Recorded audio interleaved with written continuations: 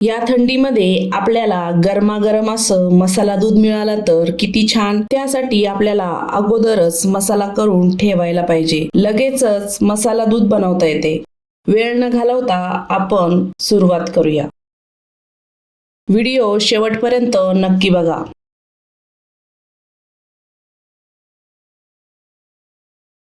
साहित्य बघूया।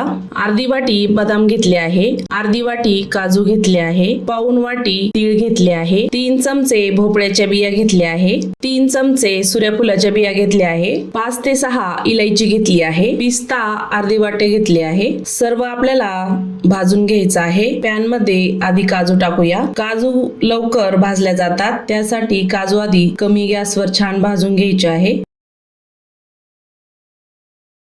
काजू भाजून झाले आहे, ताटामध्ये काढूया।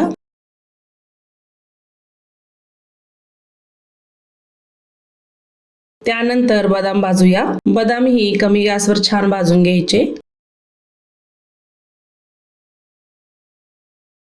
बदाम ही छान भाजून झाले, ताटामध्ये काढूया।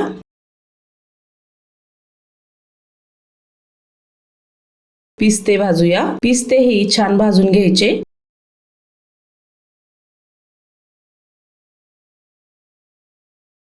पिस्ते छान भाजून झाले, ताटामध्ये काढूया। त्यानंतर तीळ भाजूया। तीळ ही कमी गॅसवर छान खमंग भाजायची।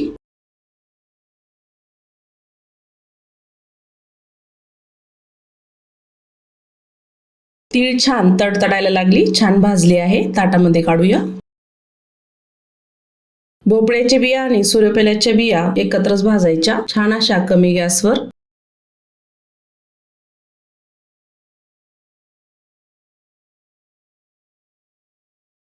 भोपळ्याच्या बियाचा कलर बदलायला लागतो, लगेचच कळतं। छान भाजून झाला आहे, ताटामध्ये काढूया। सर्व आपल्याला थंड होऊ द्यायचं आहे। थंड झालेलं सर्व ड्रायफ्रूट मिक्सरच्या भांड्यामध्ये टाकूया।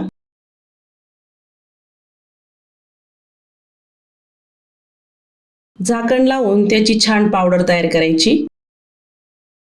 छान अशी पावडर तयार झाली आहे, एका ताटामध्ये काढूया।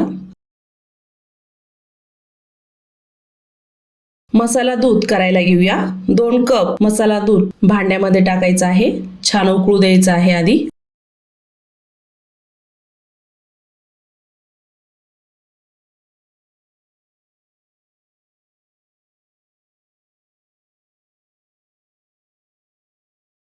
त्यामध्ये थोड्याशा केसर टाकूया। दुधामध्ये छान मिक्स करायचं आहे। छान अशी उकळी आणायची आहे।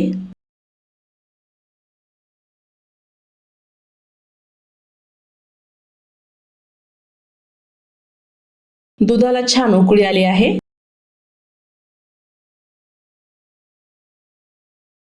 ड्रायफ्रूटचा मसाला टाकूया। 3 चमचे मसाला टाकायचा आहे। दुधामध्ये छान मिक्स करायचं आहे। जेवढा मसाला टाकाल तेवढे दूध छान घट्ट होते, टेस्ट ही छान येते। दुधामध्ये मसाला छान उकळला आहे, घट्टसरपणा आला आहे मस्त। 3 चमचे साखर टाकूया, छान मिक्स करून घ्यायचं। बघू शकता दूध किती छान घट्टसर झालं आहे, दाटसर झालं आहे। या थंडीमध्ये मसाला दूध अवश्य तयार करून बघा। मसाला टाकल्यानंतर 2 ते 3 मिनिट छान कमी गॅसवर उकळू द्यायचं आहे। छान असं मसाला दूध तयार झालं आहे। सर्व करूया। गरमागरम असं मसाला दूध तयार झालं आहे। या थंडीमध्ये इम्युनिटी वाढवण्यासाठी अवश्य तयार करून बघा मसाला दूध। तर आजचा व्हिडिओ कसा वाटला, आवडला असेल तर चॅनलला सबस्क्राईब करा, बेल आयकॉनला क्लिक करा, म्हणजे नवीन रेसिपीचे नोटिफिकेशन सर्वात आधी तुम्हाला मिळेल। पुन्हा भेटूया अशाच नवीन रेसिपी सोबत।